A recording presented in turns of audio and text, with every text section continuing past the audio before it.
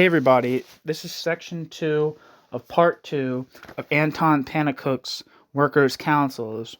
Part 2 is titled The Fight. Section 2 of part 2 is titled Direct Action. As an instrument of fight for the working class against capital, the trade unions are losing their importance. But the fight itself cannot cease. The depressing tendencies grow stronger under big capitalism, and so the resistance of the workers must grow stronger too. Economic crises grow more and more destructive and undermine apparently secured progress. The exploitation is intensified to retard the lowering of the profit rate for rapidly increasing capital. So again and again, the workers are provoked to resistance. But against the strongly increased power of capital, the old methods of fight no longer can serve. New methods are needed, and before long their beginnings present themselves. They spring up spontaneously in the wild outlaw and strike. In the direct action. Direct action means action of the workers themselves without the intermediary of trade union officials. A strike is called wild outlaw or unofficial as contrast to the strike proclaimed by the union according to the rules and regulations. The workers know that the latter is without effect, where the officials against their own will and insight are made to proclaim it, perhaps thinking a defeat a healthy lesson for the foolish workers, in every case trying to finish it as soon as possible. Thus, when the pressure is too heavy, when negotiations with the directors drag along without effect, at last in smaller or larger groups, the exasperation breaks loose in a wild strike. Fight of the workers against capital is not possible without organization, and organization springs up spontaneously, immediately, not of course in such form that a new union is founded, with a board chosen and regulations formulated in ordered paragraphs. Sometimes, to be sure, it was done this way, attributing the inefficiency to personal shortcomings of the old leaders, and embittered against the old trade union, they founded a new trade union with their most able and energetic men at the head. Then indeed in the beginning all was energy and strong action, but in the long run the new union, if the new union remains small, lacks power notwithstanding the new union's activity, and if the new union grows large, of necessity develops the same characteristics as the old union. After such experiences, the workers at last will follow the other way, of keeping the direction of their fight entirely in their own hands. Direction in their own hands, also called their own leadership, means that all initiative and all decisions proceed from the workers themselves. Though there is a strike committee, because all cannot always be together, everything is done by the strikers. Continually in touch with one another, the strikers distribute the work. The strikers devise all measures and decide on all actions directly. Decision and action, both collective, are one. The first and most important task is the propaganda to expand the strike. The pressure upon capital must be intensified.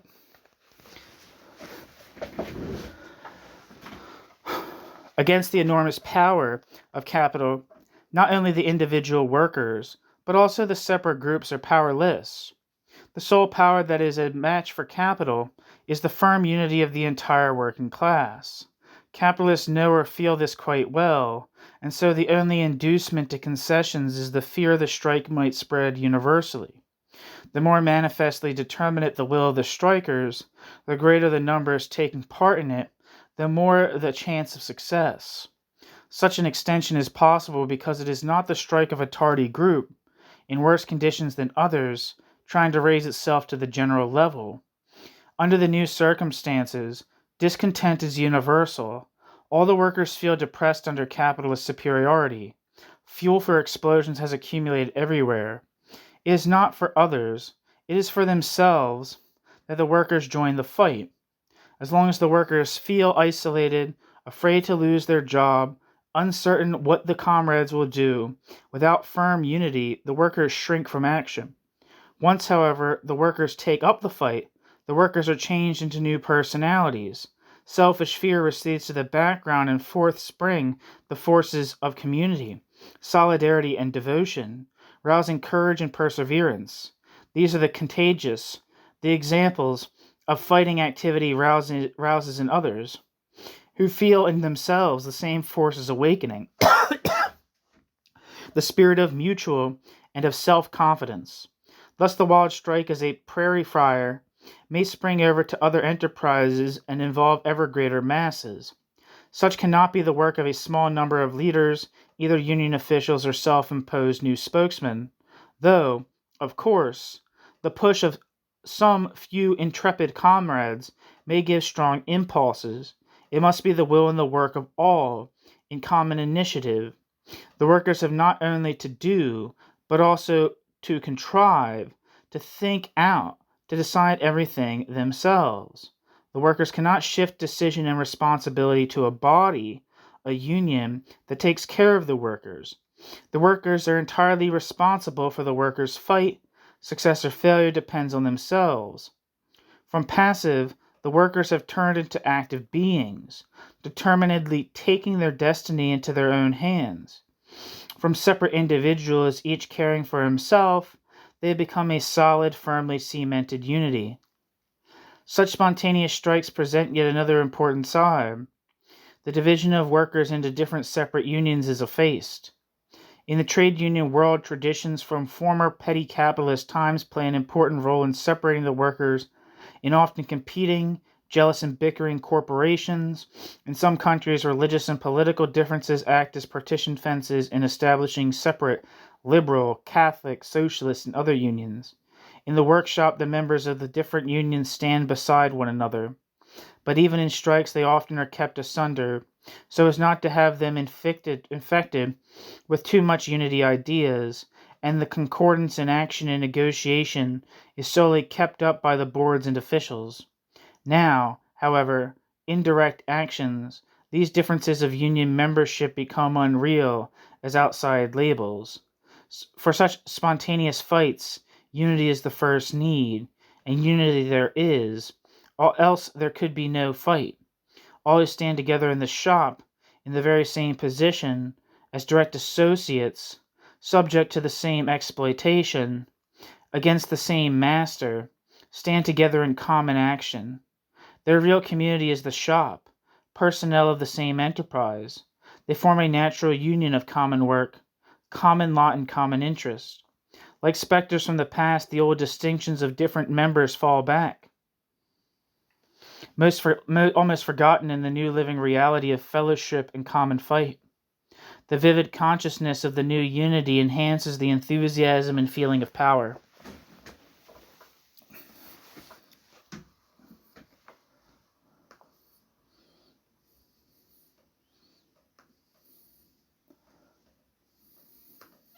One second, sorry.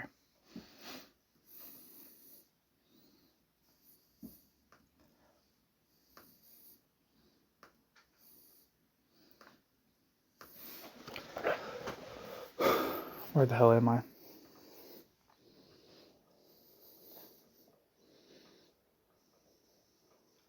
Thus, in the wild strikes, some characteristics of the coming forms of fight make their appearance. First, the self-action, the self-initiative, keeping all activity and decisions in their own hands, and then the unity, irrespective of old memberships, according to the natural grouping of the enterprises.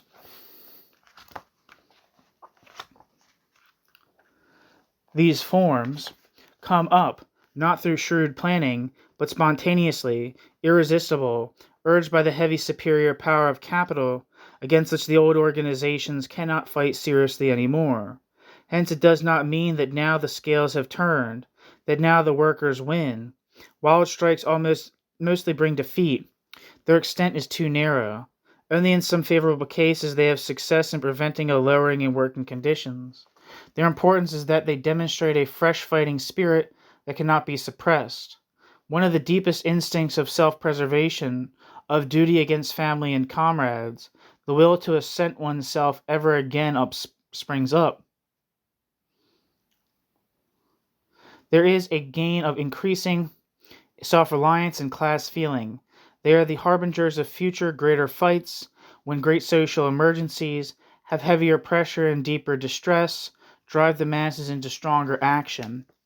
When wild strikes break out on a larger scale, comprising great masses, entire branches of industry, towns or districts, the organization has to assume new forms. Deliberation in one assembly is impossible, but more than ever, mutual understanding is necessary for common action. Strike committees are formed out of the delegates of all the personnels for continual discussion of circumstances. Such strike committees are entirely different from union boards of officials. Such strike committees show the characteristics already of workers' councils. Such strike committees come up out of the fight to give the fight unity of direction. But strike committees are no leaders in the old sense. Strike committees have no direct power. The delegates, often different persons, come to express the opinion and the will of personnels, groups, that sent them. For these personnel stand for the action in which the will manifests itself.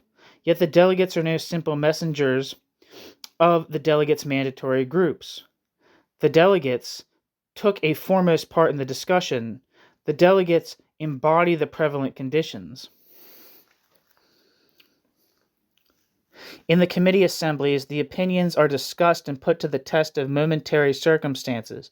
The results and the resolutions are brought back by the delegates into the personnel, group, and assemblies. Through these intermediaries, the shop personnels themselves take part in the deliberations and decisions. Thus, unity of action or great masses is secured. Thus, unity of action for the great masses is secured. Not, to be sure, in such a way that every group bows obediently to the decisions of the committee. There are no paragraphs to confer such power on it. Unity in collective fighting is not the outcome of judicious regulation of competencies, but of spontaneous necessities in a sphere of passionate action. The workers themselves decide, not because such a right is given to the workers in accepted rules, but because the workers actually decide by the workers' actions. It may happen that a group cannot convince other groups by argument, but then, by that group's action and example, the group carries them away. The self-determination of the workers over the workers' fighting action is not a demand put up by theory, by arguments of practicability, but the statement of a fact evolving from practice. Often in the great social movements, it occurred, and doubtless will occur again, that the actions did not comply with the decisions. Sometimes central committees made an appeal for universal strike, and only small groups here and there followed. Elsewhere, the committees weighed scrupulously, without venturing a decision, and the workers broke loose in massal fight. It may be possible even that the same workers who enthusiastically resolve to strike shrink back when standing before the deed, or, conversely, that prudent hesitation governs the decisions, and yet, driven by inner forces, a non-resolved strike irresistibly breaks out. Whereas in their conscious thinking, old watchwords and theories play a role, and determine arguments and opinions. At the moment of decision on which weal and woe depend, strong intuition of real conditions breaks forth, determining the actions. This does not mean that such intuition always guides right. People may be mistaken in their impression of outer conditions, but it decides. It cannot be replaced by foreign leadership, by guardians however clever, directing them. By their own experiences in fight, in success and adversity, by their own efforts, the workers must acquire the capacities rightly to take care of the workers' interests. Thus, the two forms of organization and fight stand in contrast. The old forms of organization and fight of trade unions and regulated strike, the new form of organization and fight of spontaneous strike and workers' councils. This does not mean that the former at some time will be simply substituted by the latter as the only alternative. Intermediate forms may be conceived. Attempts to correct the evils and weakness of trade unionism and preserve trade unionism's right principles, to avoid the leadership of the bureaucracy, of officials to avoid the separation by narrow craft and trade interests, and to preserve and utilize the experiences of former fights. This might be done by keeping together, after a big strike, a corps of the best fighters in one general union. Wherever a strike breaks out spontaneously, this union is present, and this union's skilled propagandists. Wherever a strike breaks out spontaneously, this union is present, with this union's skilled propagandists and organizers, to assist the inexperienced masses with their advice, to instruct, to organize, to defend them. In this way, every fight means a progress of organization, not in the sense of fees-paying membership, but in the sense of growing class unity. An example for such a union might be found in the Great American Union Industrial Workers of the World, IWW. At the end of the last century, in contrast to the conservative trade unions of well-paid skilled labor, united in the, quote, American Federation of Labor, the IWW grew up out of special American conditions, partly out of the fierce struggles of the miners and lumbermen, independent pioneers in the wilds of the far West, against big capital that had monopolized and seized the riches of wood and soil, partly out of the hunger strikes of the miserable masses of immigrants from Eastern and Southern Europe, accumulated and exploited in the factories of the eastern towns and in the coal mines, despised and neglected by the old unions. The IWW provided them with experienced strike leaders and organizers who showed them how to stand against police terrorism, who defended them before public opinion and the courts, who taught them the practice of solidarity and unity, and opened to them wider views on society, on capitalism and class fight. In such big fights, tens of thousands of new members joined the IWW, of whom only a small fraction remained. This one big union was adapted to the wild growth of American capitalism in the days when it built up its power by subjecting the masses of the independent pioneers. Similar forms of fight and organization may be propagated and may come up elsewhere when in big strikes the workers stand up, without as yet having the complete self-confidence of taking matters entirely in their own hands, but only as temporary transition forms. There is a fundamental difference between the conditions of future fight in big industry and those of America in the past. There it was the rise, now it will be the downfall of capitalism. There the rugged independence of pioneers, or the primitive existence-seeking egoism of immigrants, were the expression of a middle-class individualism that had to be curbed under the yoke of capitalist exploitation.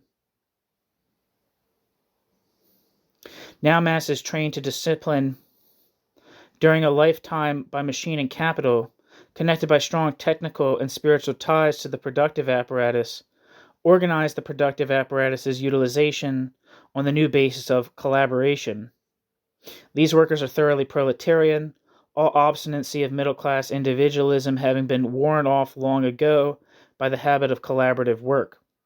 The forces of solidarity and devotion hidden in them